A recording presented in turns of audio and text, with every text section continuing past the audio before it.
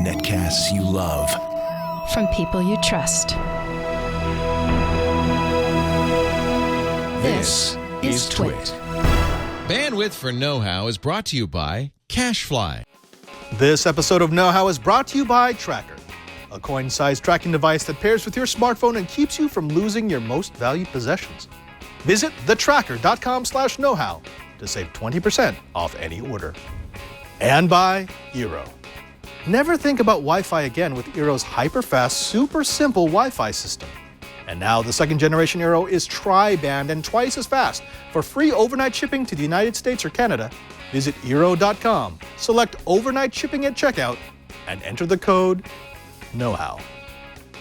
Today on Know-How, turn your Raspberry Pi into an access point, discover what's on your network, a report from CES, and I got a question for you. Do you feel lucky? Well, do you?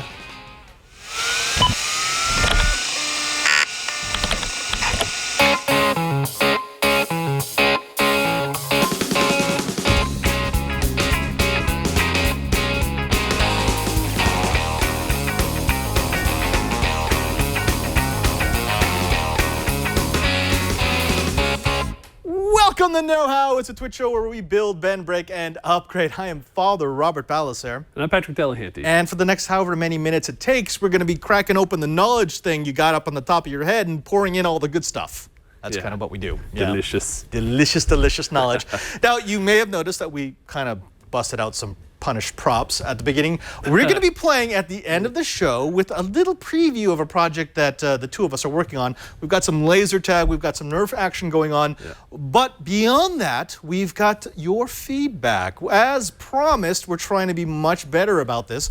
So we're bringing in your questions from our Google Plus page so we can answer the pressing questions. And there's a lot of them. A lot of questions. Actually, hey, kudos to you. You've been putting some really good questions in the Google Plus group. Thank you very much.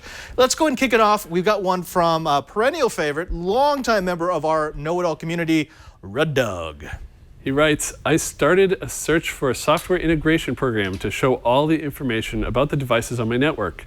My search returned some results, but my nerve endings stood on high alert as I started reading about the options within some software available. I was turned off by Wireshark in its complexity, no disrespect intended to Wireshark community. Decided a better road travel would be asking, has anyone had any experience with this type of software and the trust level from usage? Great question, and I understand you went to Wireshark because we showed you how powerful Wireshark is, but here's the thing. That's not really the tool that you want to use for network interrogation. So when you're doing network interrogation, you're essentially asking the question, what's here? What's active? What devices do I have? Because that's the first step in figuring out, do I have to secure this device? Does it have any ports open? Is it insecure? Is it going to get owned because for some reason it's being forwarded off to the entire internet? Yeah. So not Wireshark. Yeah. Or are there any devices on your network you don't know about?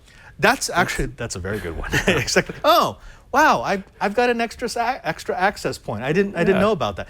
Actually, as an IT person, that's one of the things we always look for. We call them rogue APs. It's so-and-so with like the Airport Extreme comes into the office and says, you know what, I hate having to be at my desk. I want to be on the other side of my office. So I'm going to plug in an AP and everything will be good. Yep. We don't like that. It's called a security hole. That's bad. That's bad. But thankfully, Wireshark is not the software that you should be using. Wireshark is really a packet capture. It's a way to look at the stream of data.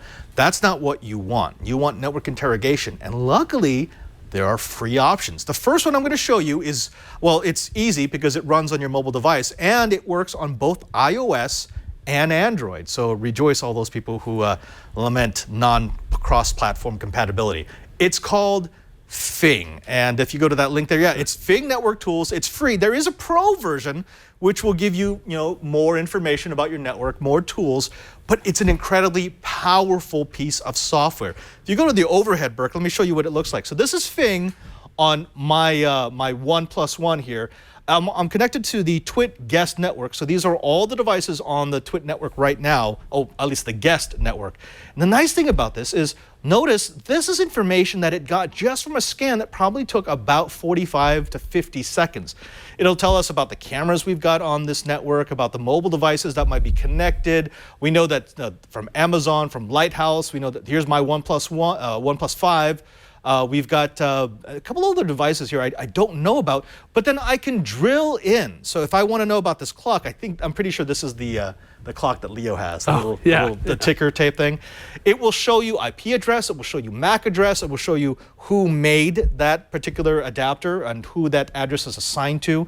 But it will also let you do things like scanning services. So I can find what ports are open on this particular one. And it tells me I've got SSH open, HTTP open, I've got secure HTTP open, Unical, a proxy port, 8080, that's very popular, and 38292, which is probably some weird querying API port that it's got open.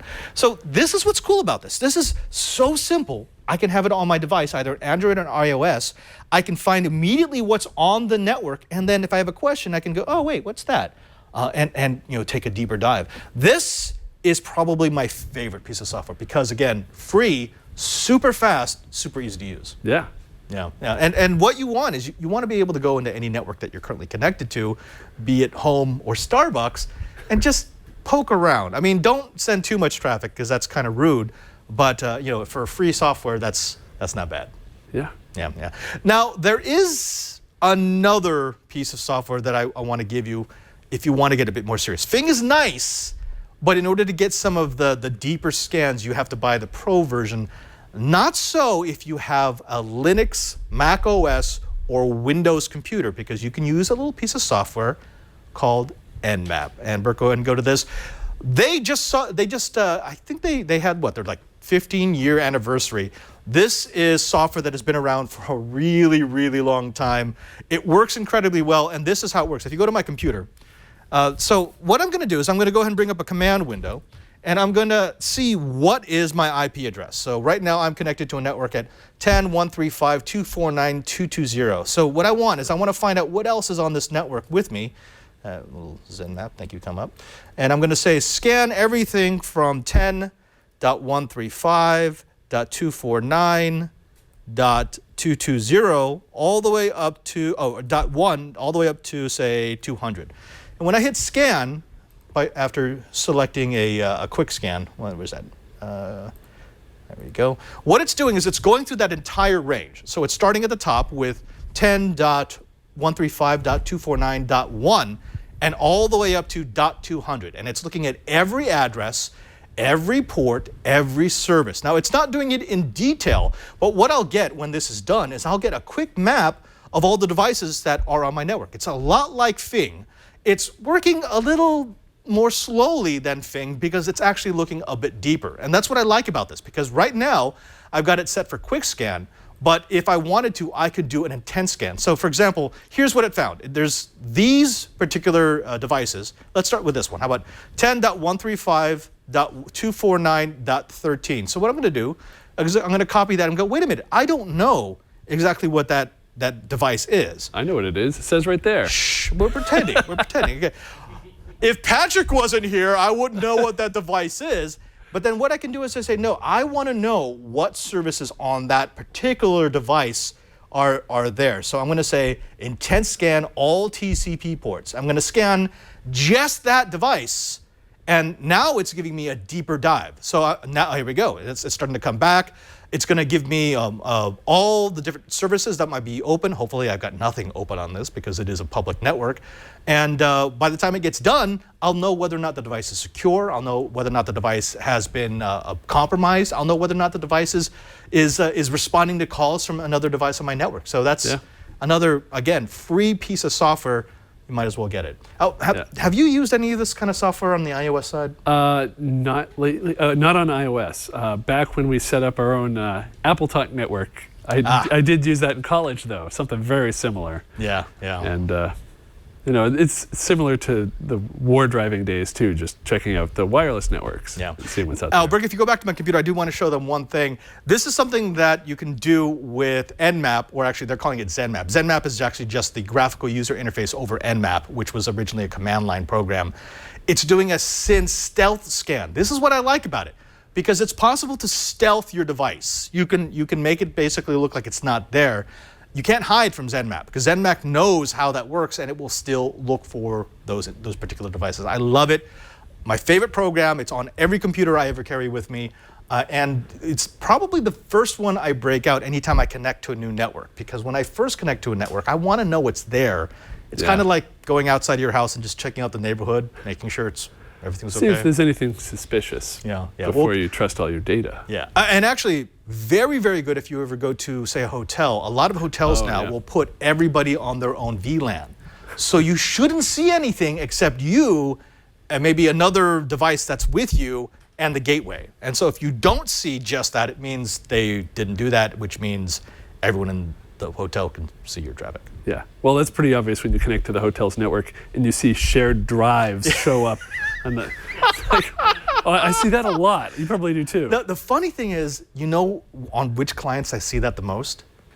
On Apple clients. Yeah. On Macs. Yeah, this is on my Mac. It's the strangest thing, because they're all sharing with like their time machine or something. It doesn't necessarily mean that they're easily owned, but it means that they don't know what they're sharing when they go into a public network, which is kind of funny. Well, a lot of them are locked down. You can't get in, but you just see them, which shows that they're on the shared network. It also lets me know that this might be something I should invest my time in, because maybe they have really weak security. Maybe they haven't patched and I can use an exploit. Yeah. Who knows? Also, if you look at the show notes for this episode, you're going to find I put a lot of simple command line commands in the show notes that you can copy and use. I showed you the graphical user interface because basically everyone's switching over to the GUI. I started with the command line. I love the command line. It's faster, but I understand why people like the GUI, because they've actually done a really good job. And you can save sessions rather than saving to a text file and then replay them later on, which is kind of nice. Yeah. All right, let's go ahead and move on. We've got another bit of feedback. This one comes from Michael, but I like the more exotic sounding name, so I'm going to say his name is Michel. Well, Michael writes, I've made a recent post about using a Raspberry Pi as a Tor box, and I figured that I don't need the Tor part. So does anyone know how to turn a Raspberry Pi into a Wi-Fi router on Raspbian? Any support would be great. Michelle, you are in luck, because we actually did the Tor Pi project not too long ago. And the fun thing about that is the first part of it is creating an access point. So before we turned it into a Tor router, the Onion router, we actually created an access point so that I can wirelessly access a wired network that is connected to my Raspberry Pi. And it's actually really simple. It's literally just downloading a repository from Git, running the repository, putting in your information, and you're done. But let's go ahead and show you. Right now on this table, if you go to the side view, this is the little LiPi case that I've been playing with. So it's a self-contained Raspberry Pi. It's got, look, I can actually remove this and it keeps running because it has its own internal battery supply. So it's like a little UPS, which I kind of like. It's kind of cool. I like the big buttons on the side. Yeah, well, we're working on. I'm actually going to have to recess these because right now. Oh, you keep hitting it? It's a little easy to hit. I brought this with me the last time I went to Las Vegas, and that on switch tends to just turn on. Oh. So yeah, I'm gonna have to recess that and cover it. But let's go ahead and show you how this works. So Burke, if you would go ahead and move over to the Raspberry Pi input. Super simple instructions. All I have to do is, there you go. I've already copied over the commands that I'm going to be running just so I don't have to type them out, because that's really hard to do when you're trying to do it on air. I'm going to open up a terminal window, and I'm connected. My wired network is connected to the brick house right now. I'm going to run this first line. And so what this is doing, this is asking my Raspberry Pi to clone a repository on Git. And Patrick, what's a repository? It's shared code. Yeah. So all these people have decided, hey, I created this little project. I would love people to play with it. So I'm going to go ahead and do this, and it's going to clone it. And there we go. So what it's done right now is it's gone ahead and it's gone to that repository and it's downloaded everything to my local storage. Now I need to go ahead and change into that directory which is CD and then space and capital RPI, which is Raspberry Pi, and then wireless dash hotspot. So I'm going to put that here, and it's going to go ahead and change the directory to that. And now I'm just going to run sudo, I know that ticks people off, /install. And now what I'm doing is I'm installing the files that were in that repository. As the super user. As a super user. So I'm going to go ahead and say, yes, go ahead and make some changes. I've already done some of the basic stuff that you do on a Raspberry Pi. I've changed the master password. I've expanded the volume, and I've reset the keyboard to be US. So what it's doing right now is it's looking through that script that was inside those install files, and it's saying, oh, these are the packages I need. So it's going out and it's fetching all the packages. It's going to download all that software to the local storage, and once it's done, it's going to go ahead and run the configuration. When we did the Tor project on this, this was just the first step. And if you go back to that episode, you'll see that the way it worked was we had a tap on it, so that when we were using it as an access point, we could see all the traffic that was going to the tap. But then once we added the Tor layer, all the traffic was encrypted, so it just looked like nonsense. Right. That's how we did it last time. This time we're going to do the exact same process, except we're going to stop at the point before we install the Tor, the Onion router. So if you go back to that screen, there we go. We're getting the packages. It's going in and downloading. This will vary based on how fast your connection is. We've got a decent connection here at the Brick House, but it'll also vary on how many people are currently trying to access these files, because, folks, that's internet. Now, a few things that you're going to want to do when you do this, of course, install the latest version of Raspbian on an SD card. You're going to want to go to sudo raspi-config. That's going to allow you to change your master password. That's going to allow you to expand the volume, because when you first install Raspbian, sometimes it doesn't use up the entire SD card and you're just wasting space. Then you're going to want to turn it into an access point by running these commands that I just gave you. Once it's done installing, it's going to ask me to agree to terms. It's going to ask me if I want to use a pre-configured DNS server. It's going to ask me if I want to use the unblock US DNS servers. And then it's going to ask me if I want to use the default configuration. And to that, I'm going to say no, because I actually want to create the access point. I want to create my own SSID. I want to create my own password. Right. Right.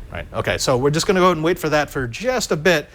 One of the cool things about this project is this goes right in with my LiPi, because this, I'm actually going to add a couple of USB devices to this so I can receive a wireless signal, then use that to repeat out to my devices, but securely. Okay. All right, so go back to that screen, Bert. You good? The Raspberry Pi? There we go. And actually, note, I'm going to increase the size here, because now we're getting to some fun stuff. And hold on, wait, where's my? That's not font size. That's not font size. I don't want you. I want style. There we go. Let's make it much bigger. How about 15 point? 16. 15. Sold. How does that look? There we go. You can see that, right? More or less. Okay. So now it's asking me if I want to use the pre-configured DNS servers. I'm going to say yes. Now it's asking me. Oh wait, there we go. If I want to use the unblock US DNS servers, I'm going to say yes. Now it's going to ask me if I want to use Wi-Fi defaults. Now, if I did use defaults, it would be a password of 01234567898. Not great. SSID of Raspberry Pi-Fi with channel 6. I'm going to say no. Yeah, we can do better than that. Instead, we're going to put super secure. 1, 2, 3, 4. How about that? That's crazy, right? 1, 2, 3, 4. And my SSID. That's almost my luggage combination. My SSID is know-how. And I'm going to choose channel 11. And I'm not using, I'm using a Raspberry Pi 3, so I don't need to use the Realtek chipset.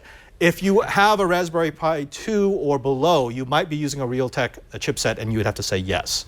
But I'm saying no. And do I want Chromecast support? No. And there we go. So what it's going to do now is it's going to go ahead and turn on the DHCP server. It's turning on the access point. And now it will take its wired connection and it will share it out over wireless. So it's going to go ahead and reboot. And once it reboots, this is automatically going to start up every time the Raspberry Pi goes. which is awesome.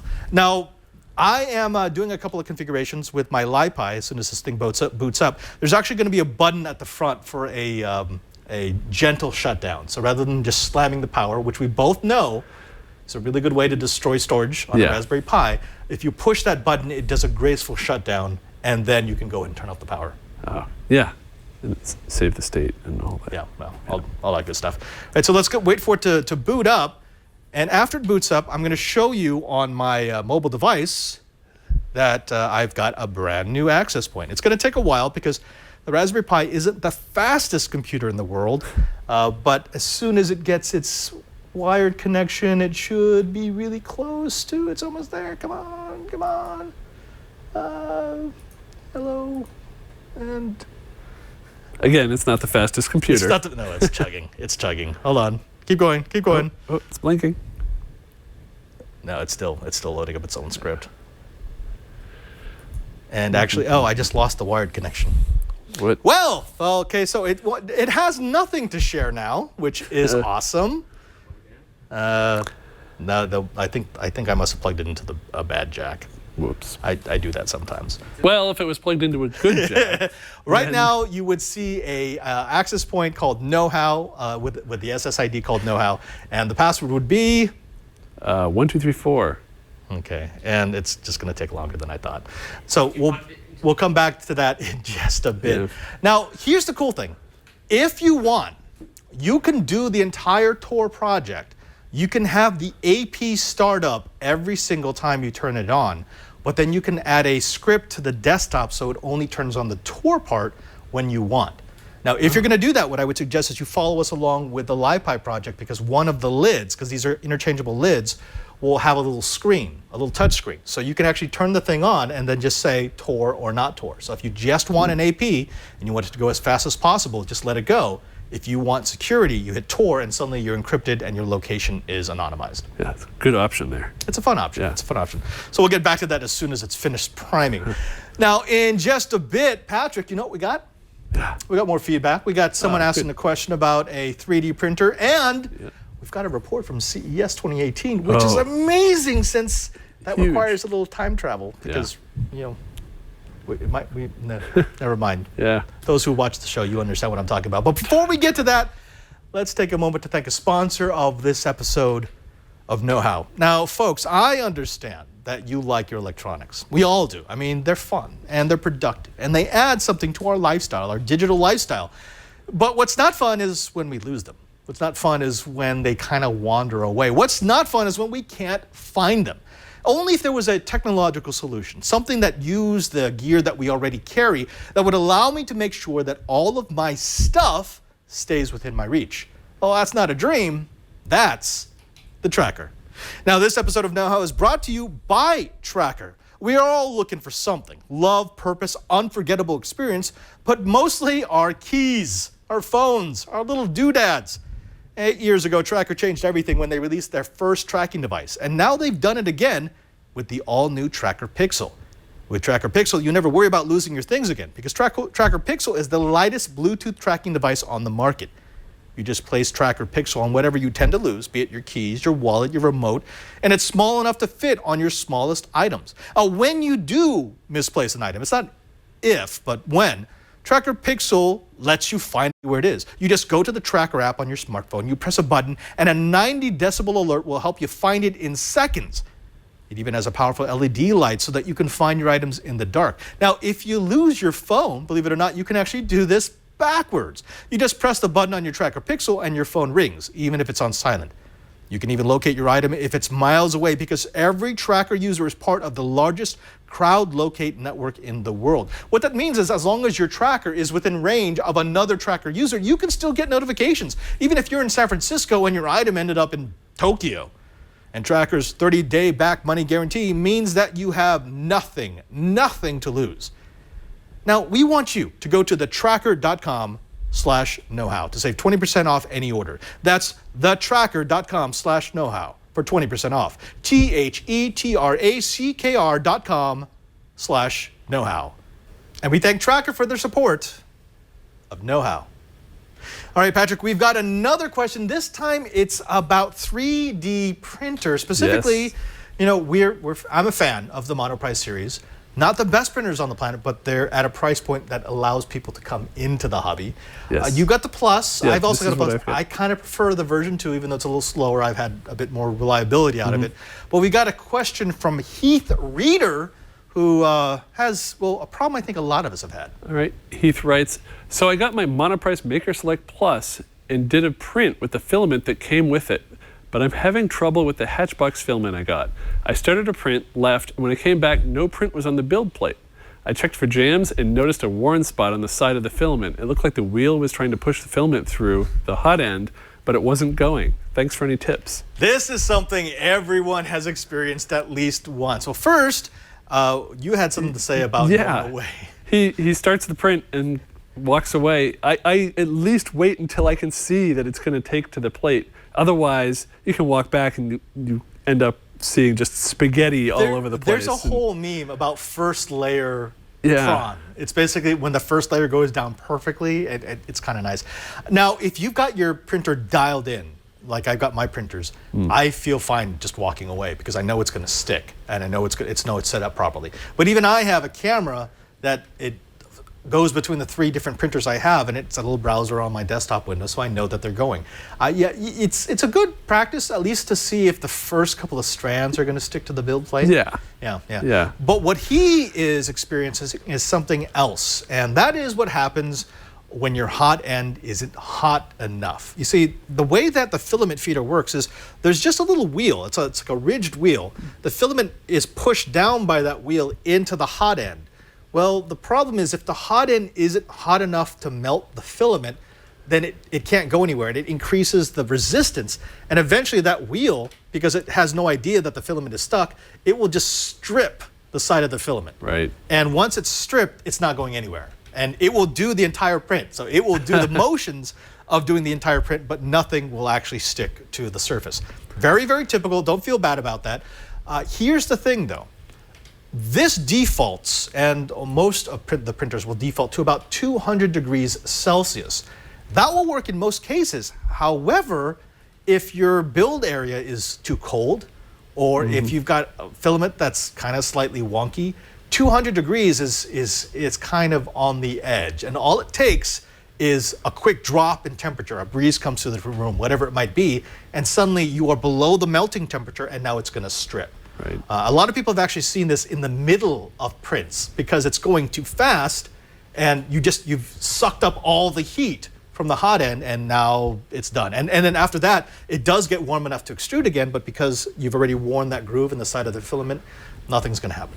Okay. Yeah. Now, if you take a look, go to the side view here, Burke. There are a couple of ways to deal with this. If you are in the middle of a print, so this is already heated up. The hot end is at 200 degrees. The bed is at 60 or 59 degrees. You can actually, if you go ahead and hit DEB, hit DEB, you get the ability to manually change your temperatures. So if you notice that it's struggling, you can hear the stepper motor is like skipping a little bit. You can actually bump up the EAD temp. And it will increase the temperature on the hot end. I typically like to go with about 210 degrees. That's sort of my sweet spot there. And there you go. That will fix it. Unfortunately, if you do it here, you will have to do it every single time you print. And you can't do it at the start of the print because after the first layer goes down, this actually resets. Because it thinks it's doing the raft first and then it's going to the real temperature. So you'd have to do it twice. Don't do that. That's bad. There is another way, and it's a much better way, and that's actually to do it from the software you're using for slicing. If you go to my computer, Burke, this is Cura. This is what I use to slice. So once I've got my object, whatever it is that I've designed, it goes into this program, and it allows me to figure out exactly what I want to do with it. A lot of people will use the recommended settings. So you do want it hollowed, you want it light, you want it dense, do you want it solid. That is good for most prints. However, if you are having problems with your print, if you're having that issue where you're gouging out the side of the filament, what you want to do is go to custom, and under material, you can actually set the temperature of the hot end, and you can set the temperature of the bed if you've got a heated bed. What's nice about this is this will take from the get-go. So this is actually built into the information that the slicer puts onto your little card that you're going to plug into your printer. So obviously much better. I would only do it manually if you're in the middle of a print, like especially a long print, and you're starting to hear those early warning signs of, something's not going right. Otherwise, set for 210 inside of your slicing software, and you should be good. All right, and will Kira keep this as a default, or do you have to reset it every time? Yes, it will keep it as a default. Oh, that's handy too. Yeah, which is really, really nice. One thing to also be aware of, because he didn't specifically mention what kind of filament he's using. Different filaments have different melting temperatures, and it's always on the box, unless it's a really, really bad filament. And it will tell you, set this for 200 degrees, or set this for 210, or set it for 220. Like ABS, I'm more comfortable with 220, 225. There are some soft filaments that I use that melt at like 140 degrees, but those are specialty. It's like the foam stuff that you print and then it dissolves so that you can have support that just goes away. Nice. So yeah, mess around with your temperatures, you should be just fine. I mean, this is your printer. No, this is yours. No, it is. This one, no. I recognize. I want you to print. I want you to print. Actually, this is mine because this one's working. I know it's yours. I told you. Now, folks, we've got a special treat for you. In case you didn't know, there's actually a big event going on right now in Las Vegas. It's CES, which used to be known as the Consumer Electronics Show, but now it's just CES. They don't want to have consumer or electronics in the name because or show because evidently that's weird. But it is the largest collection of gadgets and gizmos in the world. About 500,000 people will descend on this poor little town of Sin City, and we will look at what are essentially the next generation of technology. So what we thought we would do is just take you on a quick behind-the-scenes tour of CES 2018.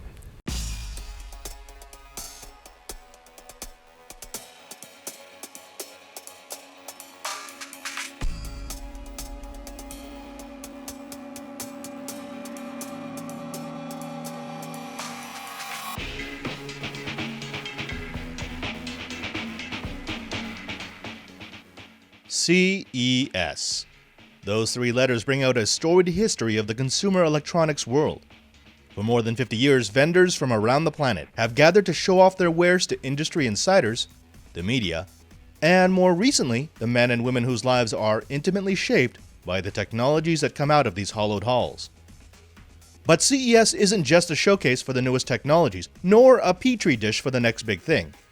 CES is a temporary city built for upwards of 200,000 attendees and 4,000 vendors. It's a place where the youngest startups can share the same air as the multinational conglomerate. In essence, CES is a melting pot of tech.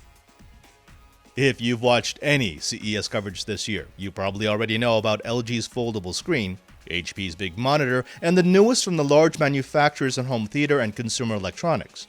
But I wanted to take you down a different route this year. I want to show you some of the vendors who aren't getting a lot of press. The companies who have great technologies, but small marketing budgets. The tinkerers and inventors who put some of the crazy into CES. So let's go. One of my first stops was to DisplayLink. They've created a lagless, tetherless, wireless pack that's compatible with any VR headset. They're the inventors of the USB to video adapter, and they've used their expertise to make a truly ingenious accessory for VR. I mean, why get the untethered option for just one headset when you can support them all? Of course, I had to stop by a few of the drone exhibitors, and CES 2018 has managed to one-up CES 2017 with far more designs and purpose-built multi-rotor craft than last year. There were law enforcement drones, AI drones, fixed-wing craft, and even underwater ROVs. We are the Sway Pro technology. We are the pioneers of the waterproof drone. It is an all-weather drone. It can use for the rescue, for photography, or even can monitoring the life wears of the daily life. We attached a lot of fantastic mechanisms like payload release. With the focal camera, we can deliver the life force or water or some other stuff to the long distances. Of course, with my penchant for rapidly disassembling high-speed multi-rotor craft, I had to stop by the Eero Wi-Fi booth to check out their micro-racing drones. Eero Wi-Fi is a creator of a lot of racing drones. The one we're releasing here at CES is called the Uri. which is basically a little micro racing drone that you can take out into the field or even in your living room and fly around. It's a really fast micro drone, probably one of the fastest in the world, and it's really easy to fly. Starter kit starts at about $289, or about pre-order right here at CES, and about $389 after CES. Strangely enough, the most interesting drone tech I saw wasn't a new type of craft, but a new type of controller. Shift has created a one-handed control that does away with the dual-stick transmitters most of us know and love.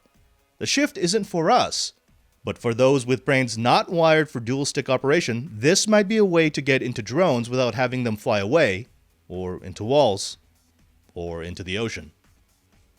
Vehicle tech was big again. Multiple vendors brought out service platforms, new electric powertrains, and more than a few comprehensive sensor packages.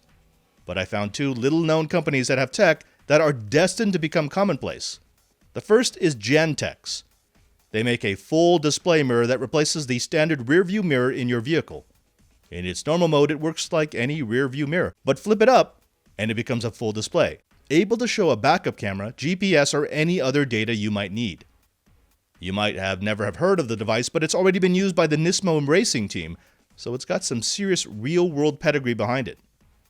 Gentex also makes several biometric products that can identify the driver via a retinal scan that takes just a few seconds.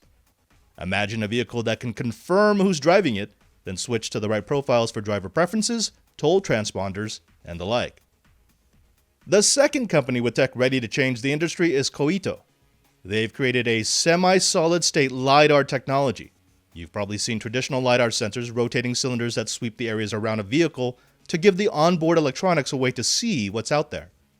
The tech works well, but it's unsightly, easy to damage, and not really tenable in the long term. Koito has combined a LiDAR emitter and receiver with MEMS to create a non-rotating LiDAR beam that can fit into headlights and taillights. Essentially, it's a LiDAR using the same mirror technology in DLP projectors. Koito can fully sense what's around a vehicle with 6 assemblies, and you'd never know they're there. Of course, the sensor package is an important part of any autonomous vehicle technology, but you also need a company that can explain what they're going to do with that sensor package technology. That's why I applaud Ford, who uses it to deliver pizza. So what we have behind me right now is a Ford Domino's delivery vehicle that we did some trialing with earlier this fall. It was a great opportunity for us to demonstrate what the technology could do in terms of enabling a business to be more efficient about what they do. Of course, it's technology, and that's what the Consumer Electronics Show is all about. So we wanted to bring it here and give people a sense, with all the attendees from around the world, what we've been working on, we'll be working over the next several years.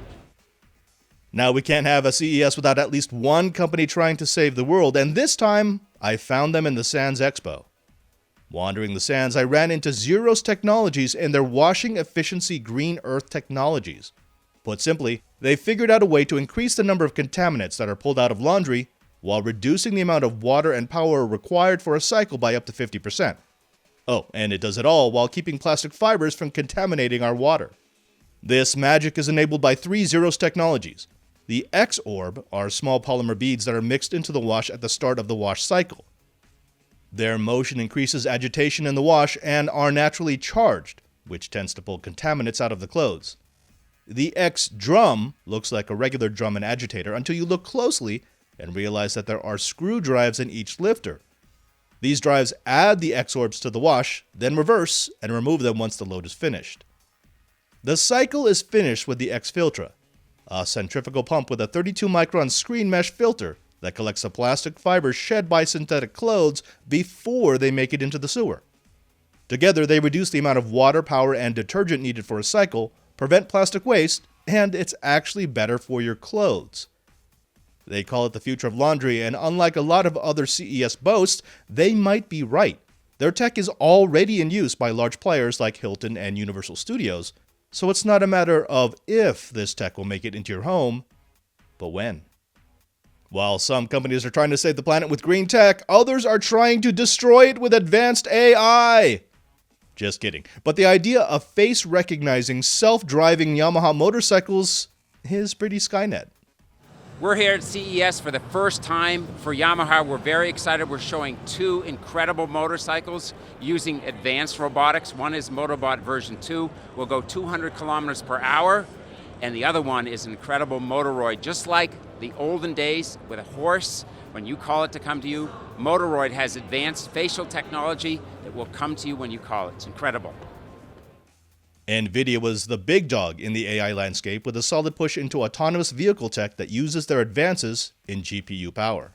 We're here at the NVIDIA booth showing all the different AI building blocks we have for autonomous cars. You're seeing things like simulation, where I can do hyperspeed simulation, so I can do 1 million miles overnight of testing to make sure that cars are really safe to be out on the road autonomously. I'm showing the different drive stack development tools and modules that we give to customers, whether it's path planning, object detection, pedestrian detection, all those things are things that people factor into their cars. And we want to basically help our customers get their autonomous cars on the road. Of course, AI has nothing on I, as in human intelligence, which is why I was fascinated by 2 companies I found that have created products to use human brainwaves.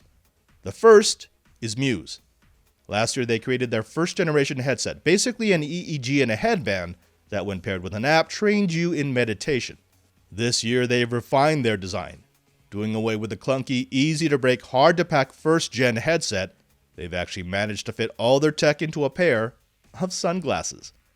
You have to look really hard to see the tech, but it works. If you've ever wanted to take a short, mind-centering meditation break, the Muse is perfect for you. But what if you wanted to do something else with your brainwaves? That's where you could use BrainCo and Brain Robotics. They've taken the EEG tech and used it to give humans control over robots, prosthetic limbs, and have even developed a teacher's aid that will tell you if you've lost the attention of your students. Now, to be honest, there was a lot of Internet of Things at CES, though I have to say that walking through those demos just made me think that we're paying to install security exploits into our home networks. The connected lifestyle offers many advantages, but just slapping connectivity on a device and calling it IoT isn't for the Twit Army. That's why I'm glad I found one device that I thought was designed properly and worthy of our under-the-radar look at CES. Guardian is a company that makes a leak prevention kit that can detect leaks and shut off water valves automatically while notifying you over your mobile device. It has a few important advantages over similar systems I've seen. First, it doesn't require you to do any plumbing. No cutting, soldering, or replacement of valves. It just clips over your existing valve. Second, the leak detectors use low-power RF that allows them to last 7 years on a single charge. Third, their IoT is notification only, so you don't have to worry about someone commandeering your IoT device and shutting off your water mains. Of course, sometimes you just need to lose yourself in the gadgets, and there were gadgets aplenty at CES 2018. Here's a very small sampling. The Cauldron is a thermos bottle with multiple twists. The original Cauldron was relatively simple. Take a vacuum container, add a heating element, control unit, and a battery, and enjoy your beverages as hot or cold as you desire.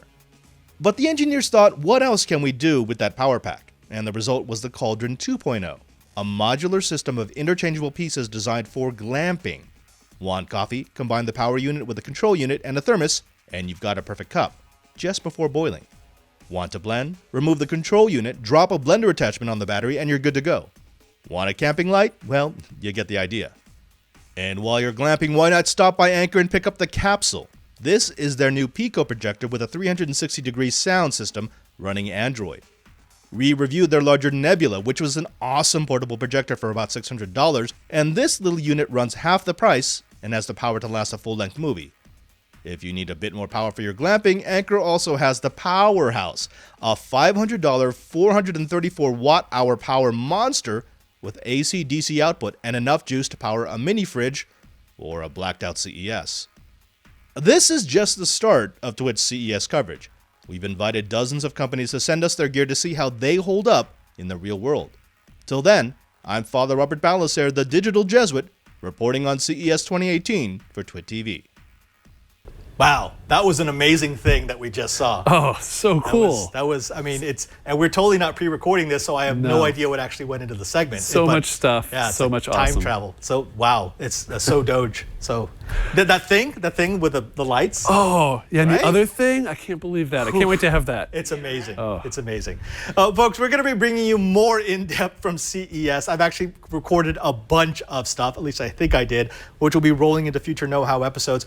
You know, it's kind of fun because CES is one of these events that the Technorati go to every year. We complain about it every year. We have fun, and then at the end of every event, we say, I'm never coming back.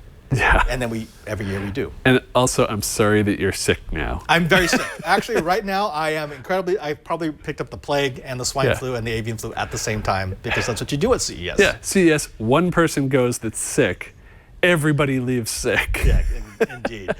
Now, Patrick, they probably noticed that our desk has changed a little bit. Yeah, always. We've got a little mechanized violence here. I'm sorry for those people who this is going to hurt their sensibilities, but I had to do this. I found a little something during Christmas time that was a deal, and I like modding things, and so I picked up myself a Nerf gun.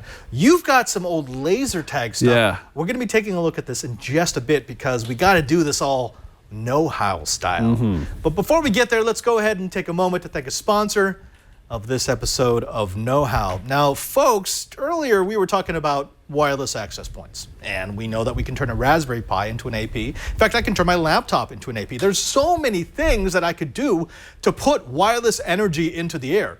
The question is, can I create a device, or can I have a device? Can I buy a device that will do that efficiently? Efficiency is the name of the game in Wi-Fi, and that's why we're so happy to have Eero as a sponsor of Know-How.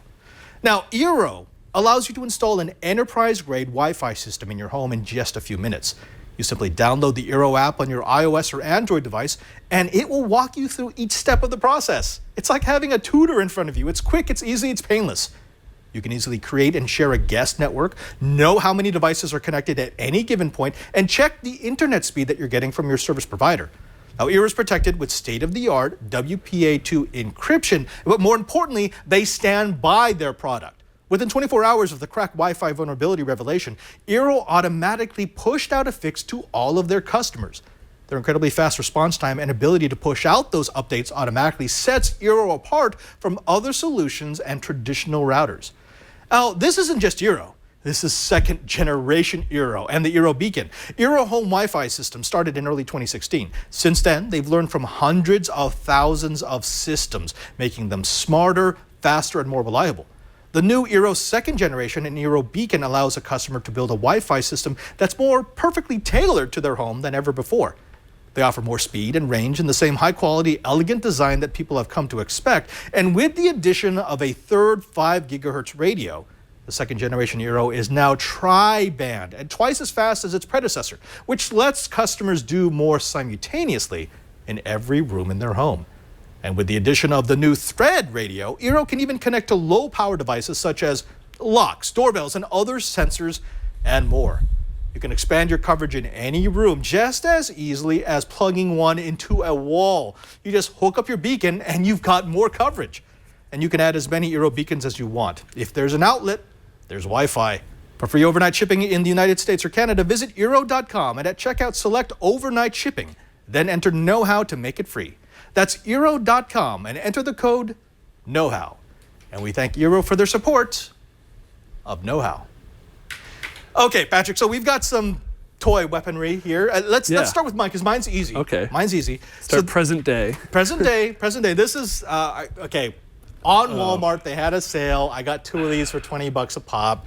And we do kind of, every once in a while, a Nerf war does break out here at the Brick House. We've got a drawer, and sometimes people are frustrated and they need to shoot people, so why not shoot them with soft pellets?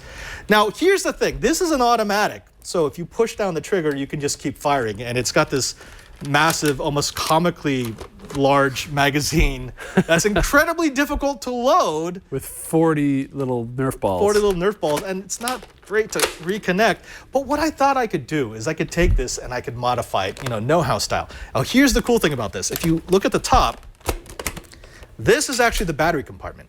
It requires 6 D-cell batteries. That's a lot of power. That's a lot of power, but more importantly, it gives us a place where we can put all the devices that we want for our mod. The first thing we're going to want to do is we're going to want to dump those D-cells, because D-cells are expensive, you have to buy them, and they're not rechargeable. So if there are 6 D-cell batteries, and I know every D-cell battery is 1.5 volts, I know that this is going to take 9 volts. That's the voltage it wants. I have power cells that are a fourth of this size that will provide more than 9 volts. And then what I can do is I can use the rest of the space to put an Arduino. I can add a couple of little features. What I was thinking about doing is, first of all, I'm going to have a way to have the rechargeable battery to sort of slap in, but then it's also going to include a targeting laser. So I can, come on, man. Everyone wants a targeting laser on their rifle. It's going to have a targeting laser, and I'm also going to put in an IR beacon on the front so I can actually use this as a laser tag rifle as well. Laser tag, you say? Laser tag. So this one's super simple. Oh, by the way, I'm going to do one more thing. There's going to be a little device I'm 3D printing for the back here that will allow me to go from the 9-volt standard up to 12 volts. So I can just, if I want a little bit more range, a little bit more speed, just kind of overvolt the rifle and go. And then you're going to replace the little balls with hard ones. And no, I don't want to hurt people, Patrick. Come sometimes on. You do. No way. And Burke wants a grenade launcher. So that's my mod. My mod is relatively simple. Basically, I'm just going to take away the non-rechargeable batteries, add a laser for giggles, and then maybe a little bit of an IR beacon at the front. You've got something that I think is way more interesting. Tell me about this. It's not even a mod. Well, first we'll go back in time, 20 years to 1997. I can't believe that's 20 years ago. Tiger Electronics had the laser tag brand, and they made these laser tag guns. Which are horrible. I'm sorry. No, I mean, look. The classic, the original from 1986, if we go back 30 years. I remember this thing. These were all the rage so in 86. There was a cartoon series. They made a series of these starlights. There was a rifle, different sensors, hats, and vests. You have to remember, at the time, we had TV series like Battlestar Galactica and movies like Logan's Run. And they had weapons that looked like this. This was the sci-fi gun, and people just wanted one. This was just as Next Generation was coming out. Oh, heck yes. Yeah. And so for people that don't know, with this laser tag from Worlds of Wonder, there's this star sensor. Let me turn it on. And so you would wear it, and when you get 6 hits, you're out. Wait. Wow, this is like really cheating. Hey, wait. Yeah, I'll just stand here and get hit. Bye, Patrick. I'm killed. Okay, I know that this looks stupid, but look, this was an era before AR, before VR. This was an era before first-person shooters. Yeah. This was before airsoft. This was before paintball. This was fun. Yeah, there was a cartoon series, and the ads were amazing with Stadium not included. But the thing is, this is just infrared, and this is essentially the same as your TV remote. And actually, let's prove There's that. no laser here at all. Why don't you take this little gun? Now, you may remember this. This is something I made a while back. This is actually just an infrared package that I created for some future episodes. If you go to the side view, future episodes of Know-How. On this side, I've got this is actually a receiver, and down there, that's an emitter. And there's an Arduino inside so that I can read the code. So Patrick, if you go ahead and shoot that sensor, there we go. Now, if you could go to my computer, Burke. There you go. My computer. There we go. Go shoot it again. And keep shooting it. There we go. So what you're seeing is this is actually the data that's coming out of the end of the gun. Now, Patrick, notice anything about these numbers? They seem to be random, except for the one that comes every so often with all Fs. F, right? That's the repeat code. That's because the library that I'm using is not set up to read the codes out of that. However, the original laser tag was essentially a remote control. Yeah. It was a remote control with a slightly more powerful LED than a remote control. You could read these with learning remotes, and the remote would send out the code from the gun. Precisely. So what we need to do is, as we do this project, we're going to figure out exactly what language this is speaking. Because right now I have this set up to read Panasonic, Sony, and JVC remotes. Well, I just need to find out what language that's speaking, switch the library, and now I'll be able to get the same code every single time. Yeah. However, you want to show them what happens when you do this? The 90s version from Tiger Electronics, they have the sensor on the gun so that you can't just hide. Yeah. That was always a problem. But wait. This is how I was playing laser tag. No. Yeah, and you shoot over your shoulder so that. Yeah. And so they've got around it by putting the sensor on the gun. But they also changed the electronics inside. These two systems are not compatible, even though they're both laser tag registered trademark. Right. So if you go back to my computer. So I'll shoot the sensor here, and we'll see what happens. Wait a minute. That's weird. Let me do the What's burst. going on, Patrick?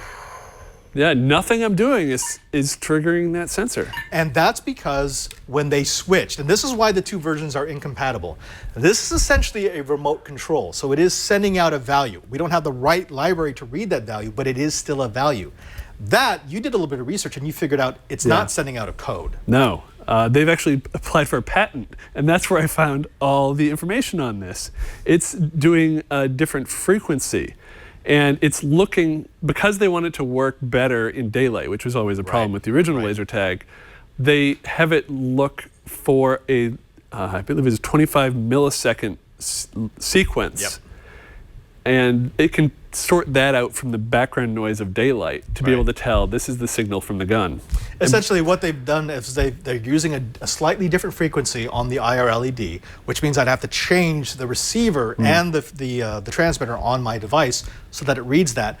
And then it's not sending out a value. It's basically sending out pulses, and it's looking for the recognition of those pulses. Now we could still do that. If I swap out the receiver to the one with the same frequency as these IR LEDs, then what we could do is just read the binary. So we're not looking for a value anymore. We're looking for a pattern. Yeah, and off and on. There we go. On, off, and does it stay on for the certain amount of time? And then precisely. But Patrick, there's a reason why we're reading these codes. There's a reason why we're doing this. Well, what is that?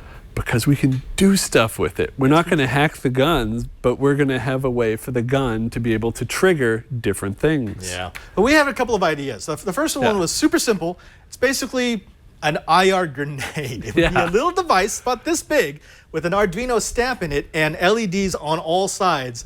You would just toss it, and on impact, it has a little accelerometer.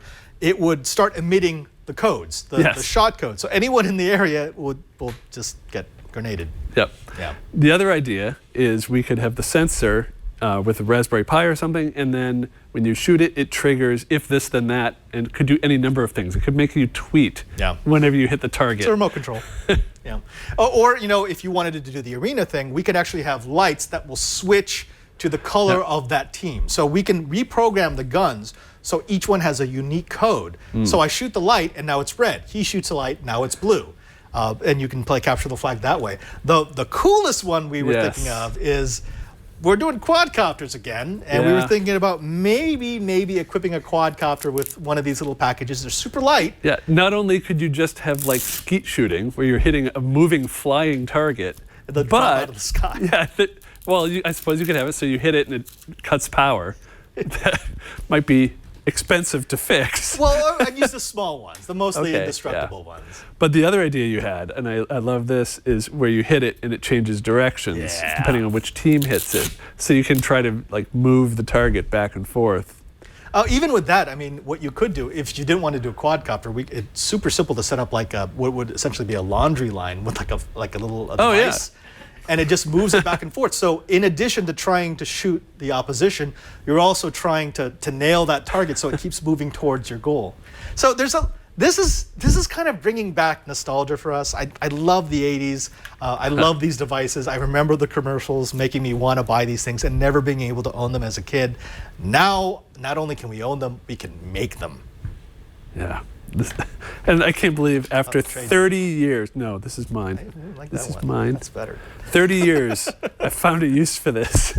I know, right? Beyond to just running out in a field with friends from college. And I was never able to afford those as a kid. And by the time I had wealth. Christmas '86 was amazing. Thanks, Mom and Dad. Thanks, man. Thanks. That's real nice. Appreciate that. Folks, we know that this has been a lot of information. We're going to put everything in our show notes. It's step-by-step instructions for turning your Raspberry Pi into an AP. We've got everything you need to know about CES. We've got the links for the little, my favorite kind of filaments for your filament problems.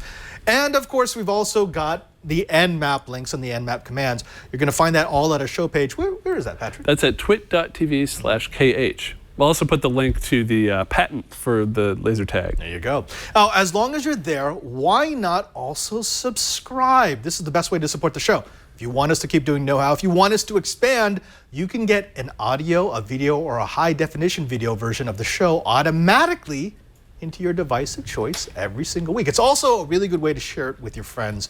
Let's share the know-how love, y'all. That's kind of what we do. Of course, that's not the only place you're going to find us. You're going to find us on the socials, specifically on Google+. Just go to Google+, look for know-how. Ask to be added. It's just the precaution to keep out the spam accounts. But once you're in, you get access to almost 12,000 Kitas. Those are our know-it-alls. People on every step of their maker journey. You can ask questions. You can answer questions. You can share your knowledge. You can post pictures. We'll bring your stuff into the show. Again, Google+, look for know-how. Yep. Yeah, but we're also on the tweeters? The Twitter. We're tweeting. Social media. What do you tweet? I'm at twitter.com/pdelahanty. And you're going to find me at twitter.com/PadreSJ. And you're going to find Burke. We've got Burke or Dirk. He's our TD today. You're going to find him at twitter.com/ANELF3. Yep, definitely right? Burke, not somebody else. Definitely Burke. Yeah, say hi. In fact, go to ANELF3 and say hello, Burke. Seriously, just do that. You will make my week. Until next time, I am Father Robert Ballecer. And I'm Patrick Delahanty. And now that you know how, plays to stadium now.